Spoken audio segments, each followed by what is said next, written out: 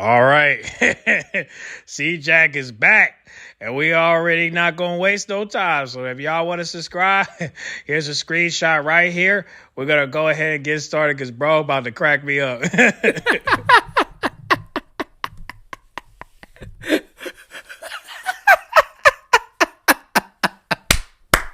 Oh man, I gotta give it up to WWE, bro. Guys, this video is gonna be low edited, all that stuff. It's gonna be a straight rant. This has to be the funniest or one of the funniest SmackDown episodes, like, of all time. I could not stop laughing at how awful this episode was. Like, this was genuinely peak entertainment, peak comedy. I mean, you just can't, you can't make this stuff up. I mean, from the bad promos, right? The bad wrestling. I mean, the awful entrances. This crowd was dead all night outside of the first 20 minutes. I mean, it was just laughable. So what we're going to do is we're going to break down this show, and I'm going to go and review it, because I'm not going to lie. This episode was horrible. It was really, really bad, right? You know what I'm saying? Not the worst SmackDown ever, but it was a pretty bad episode. But because it was so bad, you're laughing at how bad it is. It's kind of like the Morbius movie, right? You laugh at it and you have fun with it because of how trash the movie is. It's one of those kind of situations, right? Or like one of the Venom movies, you know? But anyways, let's go ahead and start off with Jey Uso. Jey Uso, Mr. Royal Rumble winner, Oos. I'm a winner, Oos. I'm gonna beat you, Oos. Oos, Oos, Oos. You know what I'm saying? It's just me, Oos. You know what I'm saying? But anyways, Jey Uso basically has like a 15-minute entrance.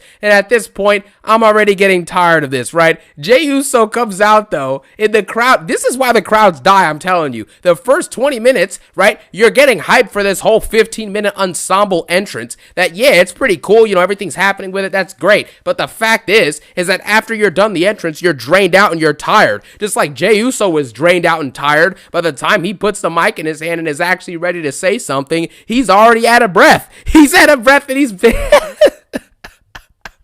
Jey Uso is so out of breath after yeeting for like 15 minutes that this dude sits down in the ring, and this dude's like waving his hand and pointing his thumb at himself because he can't even say the words of the song. It's just me, Oos. He's completely out of breath. He's clearly gassed. Then he finally starts speaking, and he's like, main event Jey Uso is now in your city. You know what I'm saying? And then Jey Uso proceeds to basically talk about how he won the Royal Rumble. He's here on SmackDown. He's got to make a choice on who he wants to fight, you know, yada, yada, yada, etc., etc. And then after this happens, he brings out Cody Rhodes, and Cody Rhodes cuts a nothing promo again. At this point, you just have to sit back and appreciate how bad this dude is at promos, right? There's no point of even critiquing it anymore. You know, you just have to laugh at this guy. It's embarrassing. This is the WWE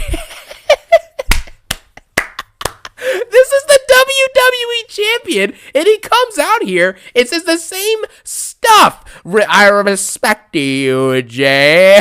I'm proud of you. I love you. Do you feel me, sir?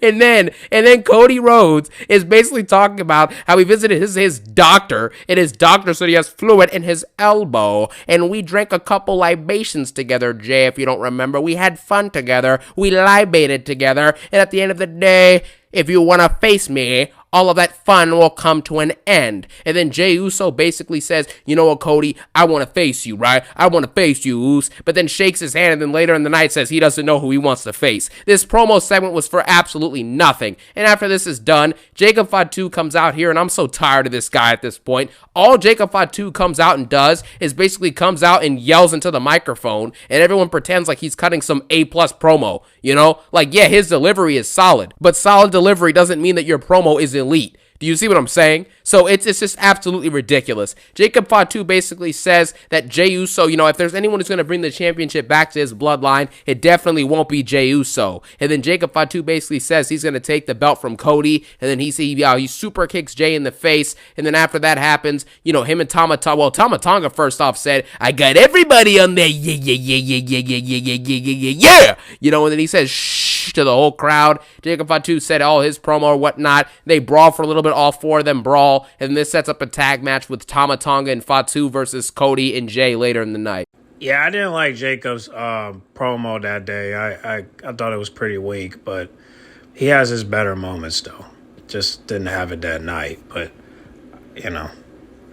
Gotta do better with that promo, man. I mean, backstage, you the man, but when you're in that ring, it's kind of like, hey, the Damian Priest one was solid, but again, when you're backstage, Jacob go in, but when he's like in the ring, it's kind of like, okay, the first moment, cool. The second one, come back next time. Still dope on the mic though, to me, but. He's just much better when he's backstage, But I would like to hear Tommy Tonga more because I like it when he be like, everybody say, yeah, yeah, yeah, yeah, yeah, yeah, yeah. Like, I need him to go back to... I do want him to talk more, but it's like... when you hear that, yeah, yeah, yeah, yeah, yeah, bro, it's go crazy. He got to go back to that, bro. He got to go back to talking, bro, because his talking voice is good. Yeah. I can't wait for these two to be tag team champions, though, but they haven't been facing the tag team champions lately. I don't know why, but they need to, though. Yeah, they definitely need to. Then we had Bianca versus Piper Niven. Nobody cares about this match. We can basically skip over this. Bianca Belair wins this match, but Piper Niven... Piper Niven's theme song is so garbage. It is awful. She comes out, right? It's like Jabeja, Jabeja, a bunch of doo doo, a bunch of doo doo. Like, dude, her theme song sucks. This woman's division is so garbage. Yeah, the potential is there for them to get better, but right now it sucks. I mean, it just does. So, yeah, Bianca beat Piper Niven to qualify for the Elimination Chamber. Move on. I mean, her theme song's not that bad. I mean, it's just... it's decent to me. Just wouldn't listen to it on a daily, like Michi's theme song. But, hey, listen. I don't know who produced these tracks, but it's decent to me. That's her theme song, so... I say keep it. It's decent to me. I just wouldn't listen to it like when I'm going to the store or when I'm, going to, yeah. I just wouldn't listen to it on a regular. I just wouldn't do that. Like I wouldn't listen to it in my car. Well, probably I would, but not all the time, because it's not bad, Just need better, just need something better. I'll just say it like that. DIY then comes out and wastes our time. The crowd's absolutely dead because nobody cares who DIY. Nobody knows who they are. Nobody cares what they have to say. And then they proceed to face Pretty Deadly in an impromptu match, which earns Pretty Deadly a tag team championship shot. And now that that's happening, DIY basically fought Pretty Deadly tonight to get them to qualify for that match, of course. And Pretty Deadly beat DIY in street clothes. No one cares about this. The Street Profits are absolute jobbers now, so that doesn't matter either. This was just a total waste of our time. DIY suck as champs. No one knows who they are, and no one knows who Pretty Deadly is. My brother was telling me as I was watching this, he was basically saying, do you remember when we used to see Kane versus Batista, right? Or Jeff Hardy versus like The Undertaker, you know what I'm saying? Or Rey Mysterio versus The Undertaker or something like that, or Shawn Michaels versus literally anybody, you know what I'm saying, on a random episode of Raw or SmackDown back in the 2000s. And now we're watching Bianca Belair versus Piper Niven, followed by Pretty Deadly versus DIY, and then this gets followed later by Carmelo Hayes versus Tozawa, and then by Jay and Cody Rhodes versus Fatu and Tama Tonga. Do you see what I'm saying? The match quality is just so different. The main event of Uso and Cody versus Jacob Fatu and Tama Tonga is embarrassing when the mid-card match used to be like freaking CM Punk versus like freaking Jeff Hardy was a mid-card match on SmackDown like 15 years ago. Rey Mysterio versus like Triple H was a mid-card match on SmackDown 15 years ago. And now the main event match is Jey Uso and Cody Rhodes versus Jacob Fatu and Tama Tonga. And that is why we're laughing at all this garbage. Then we basically get a segment with Drew McIntyre. Drew McIntyre is now a certified nice guy, as he calls himself, and he basically says it's time for him to be in a good mood. Now that he's moved away from Raw, he's officially a Smackdown member now of their roster, and he basically says that he's no longer in a toxic environment, so now he can officially be himself 100%. Then Jimmy Uso comes out, and Jimmy Uso basically brings up the fact that Drew McIntyre just keeps complaining and crying, which is absolutely true. Jimmy Uso basically says that Drew McIntyre is now, acting like basically a mad ex-girlfriend, right? And the crowd pops for it, and he calls Drew McIntyre a loser, and that's pretty much that. Then Jimmy Uso proceeds to get in the ring, and he basically tells Drew McIntyre, he's like, look, you don't know who you're in the ring with, right? Which obviously Jimmy Uso is an absolute jobber in his singles run, so I don't know why we're doing all this, but he ends up cutting an actually pretty solid promo. There was charisma, the crowd was into it, so he did his job and did a good job going against Drew on the mic. Drew then responds by saying, Jimmy, pretty funny moment there. And he's like, I still can't differentiate you two, because if you said yeet earlier than your brother did, maybe you would be as over as he is, and maybe you'd be on the way to WrestleMania. And then Jimmy Uso's like, well, where's your WrestleMania ticket? And then, that's a good response or whatnot, right? So they went kind of back and forth. LA Knight then comes out. If you didn't know, LA Knight and Drew McIntyre had a little behind-the-scenes issue during Royal Rumble, because LA Knight apparently missed his spot and was kind of trying to do too many moves, which kind of made Drew McIntyre's, get him getting removed from the Rumble, made it seem a little bit anticlimactic, and it pissed Drew off behind the scenes. And so because of that, Drew McIntyre was in a pretty bad mood, in real life, of course. And then LA Knight comes out and basically says, he cuts a promo on mental health, saying there's nothing wrong with crying, to every man out there, there's nothing wrong with crying. However, it gets to a point, and he brings up how Drew McIntyre has been crying every day in every show for the last year. And then after LA Knight basically brings up that Drew just cries nonstop, you can tell they kind of have true heat, real heat between the two of them. And Drew and LA Knight, they're kind of eyeing each other up from a distance. LA Knight's got a completely straight face. Drew's kind of laughing a little bit, right? And then they get into the ring and the actual match starts. This is a pretty run-of-the-mill basic triple threat. Let's be real with ourselves.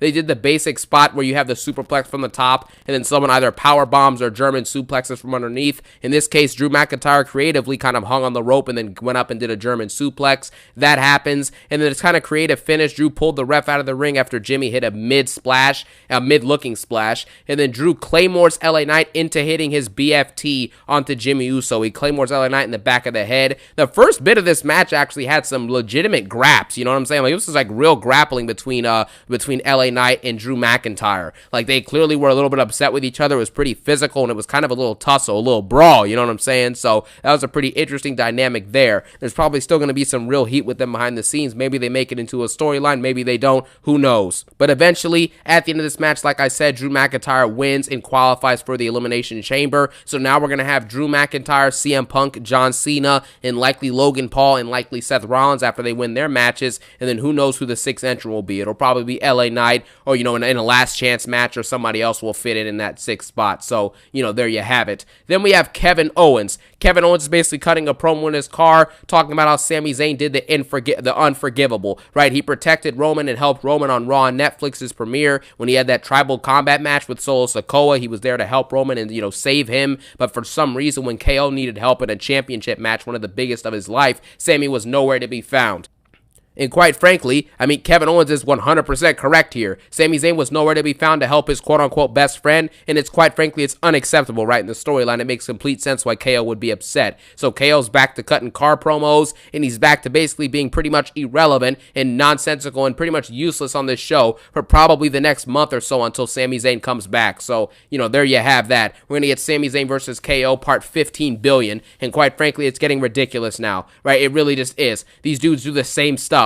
They'll do a separate storyline with somebody completely different for a year, and they'll be back and fighting each other again at the end of the year or at the beginning of the year. And then it'll be the same thing. Take a break for 8 months, then we're back fighting each other again. Take a break, then we're back. Take a break, then we're back. Take a break, then we're back. This stuff sucks. Now let's move on to the next thing, which is Carmelo Hayes versus Tozawa. And this is just absolutely egregious at this point. Carmelo Hayes, right? Carmelo Hayes, this is something that somebody brought up. I forget who it was, man. I saw multiple videos on this throughout TikTok and on YouTube, and people were bringing up the great point. Braun Breaker is a 2-time Intercontinental Champion since he's come to the main roster for the last 8-9 months, right? 2 Intercontinental Championship reigns. He's barely had to wrestle on TV for the last 4 months, right? Since he won the belt the first time around. He barely has had to wrestle really at all since then, you know what I mean? Barely defending the title on Raw, barely showing up on Raw to cut any promos, and basically barely showing up to do anything. You have Tiffany Stratton, who is another NXT call-up, and she's already the WWE Women's Champion, right? It's the equivalent of if Melo or Braun Breaker was WWE Champion in the men's division, right?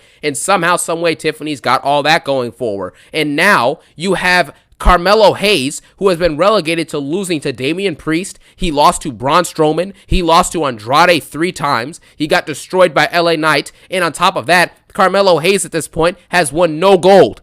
So how is it possible that Shinsuke Nakamura can get the U.S. Championship and then fade away into the ocean of irrelevancy, right? And then all of a sudden, Carmelo Hayes is relegated to fighting Tozawa in a match that lasts longer than 30 seconds. This match was 10 minutes.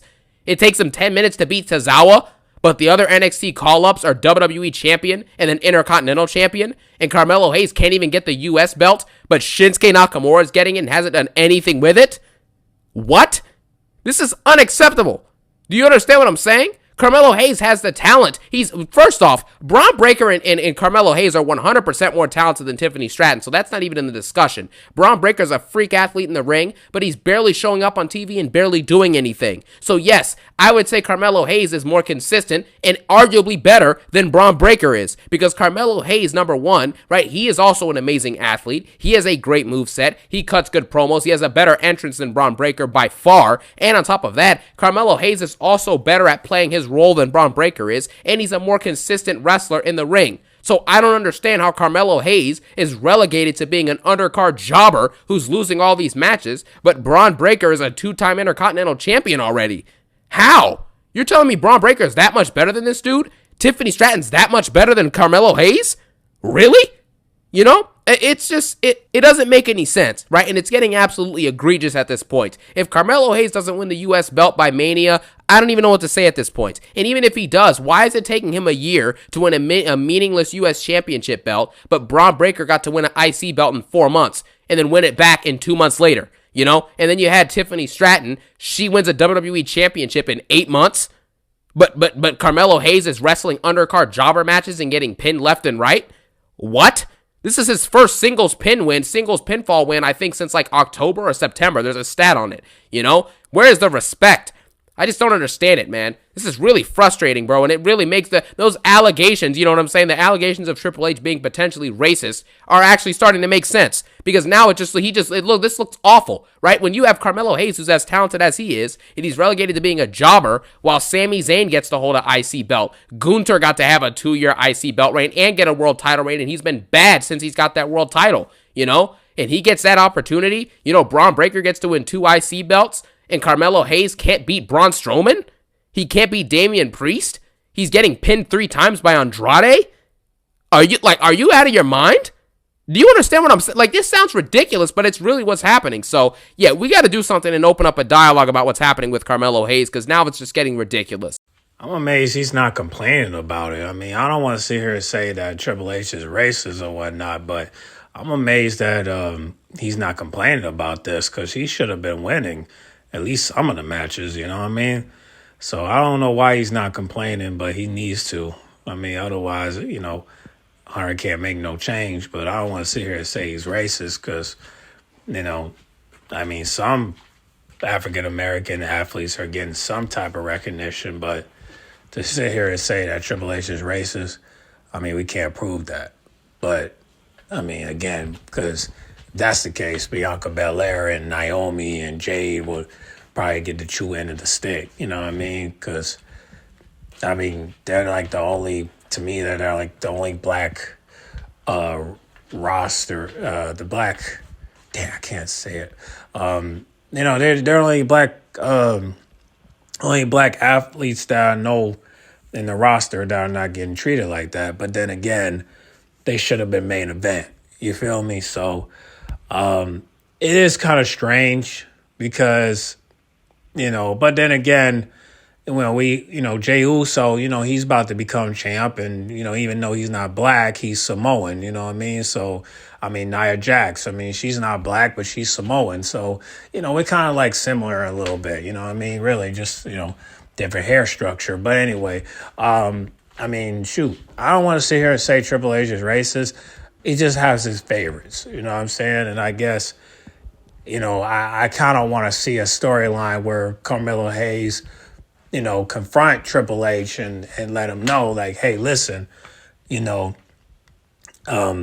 is enough. I need to start winning matches.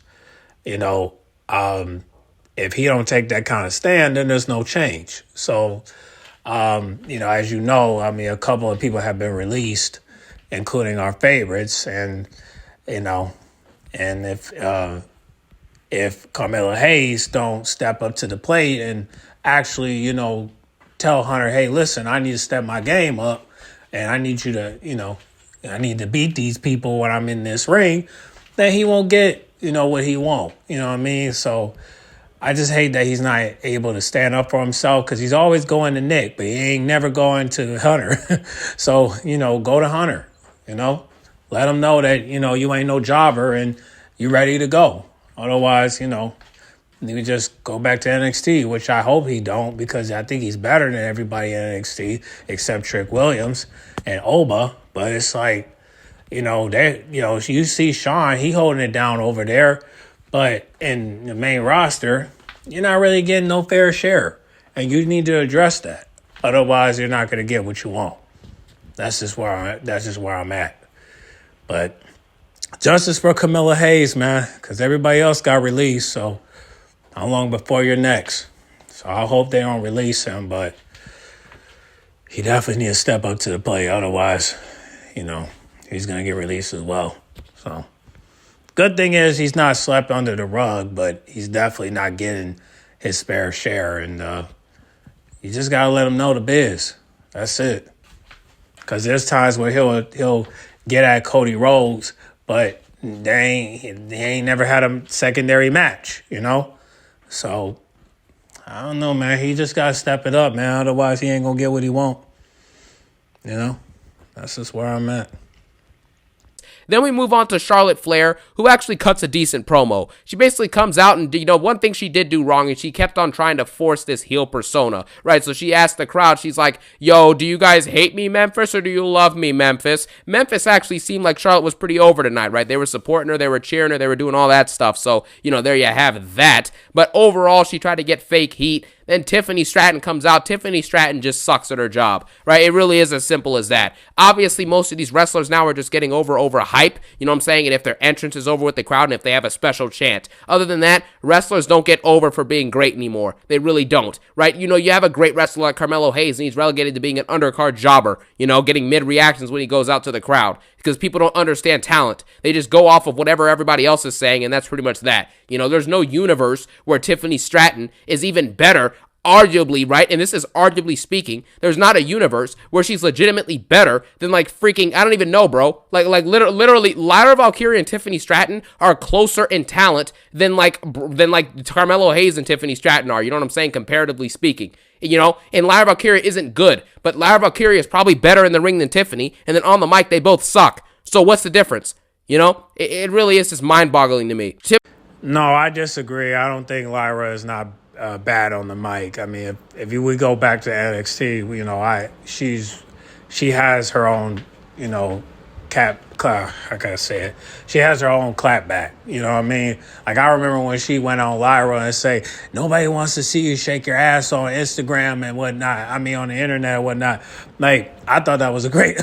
I thought that was great because that's something I would hear from a white girl like her. I ain't gonna lie. She was definitely on some I ain't gonna hold you up, bro. She sound like those feminists that I know back in high school that just don't like to see women, be on some slut shit, but be on some hate, be on some hating on a ratchet hoe type shit. I ain't gonna lie. That's what Lyra remind me of, you know what I'm saying? She definitely looked like the type that read Twilight books and watch and don't even have to watch the movie because she pretty much know what the movie is, but watch it anyway because she's with her boyfriend or her girlfriends, you feel me? But I like Lyra. I just need her to get booked. And for her to be booked against Bailey is just like, come on, bro. We already know she's set up for losing. You know what I'm saying? When you have her as Intercontinental Champion. If that's the case, you might as well have Bailey as Intercontinental Champion because you barely have Lyra doing anything with it, but just show it off, honestly. So, I don't know. I still want that title to be with Raquel, but, I mean, I don't know. I hope it changes after WrestleMania, but we'll see. Hopefully she'll defend her title at WrestleMania, but if she don't, I mean, it just be a waste. But I hope it changes hands soon. I hope so. Tiffany Stratton comes out there and she's like, everyone has always compared me to Charlotte Flair, and everyone has always compared me to this, and I'm this, and I'm this, but it's always going to be Tiffy time. I'm like, dude, you say the same thing every week. Shut up and get off the mic. You know, just get off the mic now at this point. Charlotte Flair then proceeds to give a great response, which I actually liked. She kind of gives an arrogant response of like, oh, are you talking to me? You know what I'm saying? Like, who are you talking to? You know, you need to get down on your knees and beg me to face you, right? Because champions are such jobbers now that people like Tiffany and Rhea have to beg people to come face them because they're such jobbers. So it's as simple as that, you know? And then Charlotte Flair basically owns her on the mic, cuts a decent promo. Nia Jax comes out and says nonsense. Nobody cares about this. But next week, there's going to be Nia Jax versus Tiffany for the WWE Women's Championship. No one cares. Then Alexa Bliss comes out to a mid-reaction. The crowd is absolute garbage tonight. Alexa Bliss deserves a much better pop, but she didn't get one, so it is what it is. This match is utterly forgettable. Alexa Bliss gets her toy stepped on or whatever, and then all of a sudden that causes her to lose it. She hits the Sister Abigail DDT-looking thing that she does and gets the W. So now Alexa Bliss is now in the Elimination Chamber along with Bianca and Liv Morgan. So this is cool. Alexa Bliss is definitely going to help the women's division to an extent. So, you know, there you have that. But at the end of the day, you know, unless they're able to get more help in the different areas that they need, it isn't going to work out in the long run. But it was still really cool to see Alexa Bliss out here, man. So, you know, let's just see that. Let's just hope that they book her well in the future. She's probably going to rejoin the Wyatt Six and just be a permanent jobber, but hopefully they give her better aspirations than that because she's above the Wyatt Six. The Wyatt Six are garbage. The Wyatt Sucks, as they should be called. I mean, if we see the rivalry between Liv Morgan, I mean, that could help her career, you know. I hate that she got to, you know, go back to the Wyatts, but, I mean, if we can get them to face the Judgment Day, you know, that would be good, right? Because in that way, they'll start seeing their own downfall, you feel me? Hopefully, Bray Wyatt and Alexa Bliss can show them that, you know, that the Judgment Day is not really a family, you know? They're just co-workers. So, hopefully we'll see that even though they're in SmackDown. I mean, we know Liv and Raquel going to come to SmackDown once they win the tag team belts. So hopefully we'll see that rivalry going, and then, you know, hopefully Nikki Cross can come and, you know, and tag team and go up against Alexa Bliss go up against Liv Morgan and Raquel, you know, for the tag team belts, hopefully at WrestleMania. That's what we hope. Then the Street Profits cut a meaningless video promo. I can't believe I'm saying this because I like Montez Ford and Dawkins, but I don't care about these guys right now. Until they win a match or win anything or win any gold, there's just nothing to speak of with these dudes. You know, they say the same thing. We're frustrated. We're this, we're that. Okay, prove it and win a match. Anyways, now let's get to the main event. Jey Uso and Cody Rhodes versus Jacob Fatu and Tama Tonga. At this point, there's nothing to say about this. This is now they're in a situation that's similar to Nia Jax and Candice LeRae and Bayley, you know what I'm saying? Or Naomi versus Tiffany Stratton, or Naomi and Bayley versus Candice LeRae and Tiffany, or Naomi and Bayley versus Candice and Nia Jax. Like, it's the same stuff. Now it's just Fatu and Tama Tonga versus Jey Uso and someone else, or LA Knight and someone else, or Cody Rhodes and someone else. Like, it was Cody and Jimmy a few weeks ago, and now it's Cody and Jay. You know, it's the same thing, right? These matches are for absolutely nothing, and nobody cares about them. And by the time the entrances are done and they've dragged out enough time, there's only 10 minutes left on the show. Do you see what I'm saying? So it's like, who cares? You know, Cody Rhodes, yeah, they give you the illusion, right, that this dude's actually consistent. He's wrestling injured. He's doing all these things, which I do respect from Cody Rhodes. But the match lasted like 9 minutes, and he's in the match for like 4 or 5 of the 9 minutes. So I'm like, dude, are we really giving credit for wrestling for 4 minutes now as the WWE champion, the quote-unquote workhorse and captain who took the Cena schedule? I mean, he took the current Cena schedule because Cena ain't showing up and ain't doing nothing. But, you know what I'm saying? But still, you know? So pretty much Jay and Cody win this match. Cody Rhodes hits a crossroads on Tama Tonga and pins him. The only notable spot in this match was basically when Cody hit the super cutter on Jacob Fatu. That was a pretty cool spot. One of my favorite moves, or actually my favorite move from Cody. But then that's it. After Cody wins this match, though, Solo Sikoa officially returns and spikes him in the neck, and then that's pretty much it. He stands over him, and that's that. Solo Sikoa now is going to basically be a transitional character. He'll basically be a bridge to give Cody something to do for the next month or so, right, until they iron out who he's going to fight against, which is probably going to be John Cena. And they're going to iron this out and basically have Solo Sikoa be Cody's adversary for the next month, and eventually Jacob Fatu will probably turn on this dude very soon, and then we'll get Jacob Fatu versus Solo at Mania, and then Cody versus Cena, or Cody versus Cena versus Punk, or some type of collection with that. It's very simple. Jay's gonna fight Gunther. Solo Sikoa is just being used as Cody's adversary just for the next 3 to 4 weeks to the chamber, so we can gloss over that and give him something to do for the next month. If not, he has nothing to do, right? So you have to have some, mid-card heel come in and just play that role, and that's the role that Solo Sikoa is going to be playing, and that is pretty much that. This episode had a ton of funny moments. I was laughing throughout Jay's entire promo. I was laughing throughout his entrance. I was laughing at Cody Rhodes' garbage promo. Piper and Evans' awful entrance. DIY and Pretty Deadly are just garbage. You know what I'm saying? It is simple as that. Carmelo Hayes versus Tozawa is just sad at this point. Nia Jax is bad on the mic. You know what I'm saying? And then Cody Rhodes and Jay versus Fatu and Tama Tonga was a waste of time. And then there was some segment with Braun Strowman and Damian Priest earlier where Braun Strowman was like mumbling. He was like, "You're in the ring with a monster. You're in the ring." Like, dude, just stop. This episode of Smackdown was absolutely hilariously awful, but it made me laugh and it entertained me, so I'm going to give it a 6 out of 10, right? The episode, objectively speaking, is like a 2 out of 10, but because I laughed so much during this, I'm going to give it a 7, actually. I'll bump it up, so there you have it. Let me know your thoughts on Smackdown in the comment section below, and as always, I thank you guys for watching, and have a phenomenal day. Peace out. One love. Okay, well, at least he gave it a C. Graded as a C for that episode.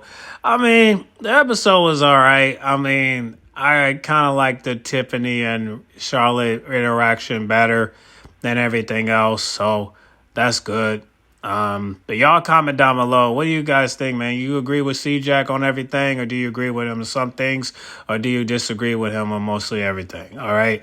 Y'all comment down below. Let me know. Give me your thoughts down below. And like, comment, subscribe, share if you're new. And also, do you guys think that Carmelo Hayes is losing because Triple H doesn't like him because he don't believe in black talent? I don't know, man. I can't prove that. I mean, because you got Bianca Belair, you got Naomi. You got, of course, you got some Samoans, right? I mean, you got Jimmy, Jay, Nia Jax. But then again, we haven't seen Roman Reigns. So, I don't know. I mean, y'all comment down below. Let me know, man. I mean, I don't really know at this point. I mean, I like Triple H, but, to sit here and say he's racist, I don't know if I could prove that. I don't think any of us could prove that, but some people might, But y'all comment down below. Let me know, man. I don't really know. I don't know, okay? Hunter, I don't know, all right? If anybody comment down below and they say that, I don't know, okay? But if they say that, then that's them. I ain't saying you're racist. I can't prove it. I don't know, okay? I'm going to have to say he's not. I'm going to say you're not racist, okay? You're not racist. But the people who comment down below, if they say you're racist, that's them. I didn't say it. I mean, look, I'm just saying. I'm just asking, okay? Don't be mad at me. I'm just asking the people down below. I'm asking my subscribers. Is Triple H racist towards Carmelo Hayes? And if he is, y'all comment down below and let me know. Because I don't want to sit here and say he's racist. I just think he has his favorites. And that's the main reason. But I do think Carmelo Hayes deserves better. That's why I don't want Trick Williams in the main roster, because he'll get treated unfairly. You know what I'm saying? And so at this point, I kind of want him to stay on NXT. You know what I mean? Because he come to the main roster, he got to get treated like a jobber, in my opinion. So, but y'all comment down below. Let me know, man. What y'all think about this, man? All right? Make sure you guys like, comment, subscribe, share if you're new. I'll catch y'all in the next video, all right? I'm out.